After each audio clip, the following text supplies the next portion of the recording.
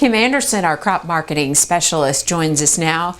Kim, there's news that China dropped its grain policy this week. Yeah, China's always had a grain policy to maximize the production. They wanted to be self-sufficient in producing wheat, corn, and beans. They've had a dramatic increase in the meat consumption and demand in China.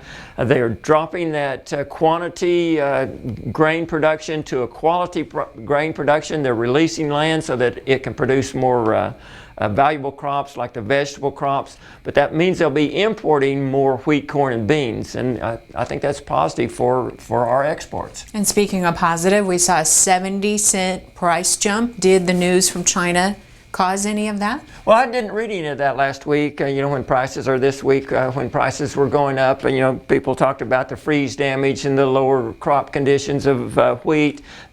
There's been underlying the drought, potential drought impact. And of course, this wind that we had this last week, that's going to suck moisture out of the ground. We've had good export demand. They've talked about fund buying. All that having a positive impact on prices. But I believe that one underlying factor is what's going on in China, because you've been reading from the analysts and in the market about potential of China canceling soybean purchase contracts, and they haven't done that. And I think that's having a positive impact on grain prices now and in the future. You're also keeping an eye on some of those new USDA numbers. Yes, USDA released some numbers on Friday. I'll just concentrate on the planted acres, like wheat, 55.5 million acres for all wheat, down from 56.2 last year. Corn at 92 million, down from 95.4 million last year. And soybeans at 79.5, up from 76.5. So I think that's positive for wheat prices, positive for corn prices, maybe negative for soybean.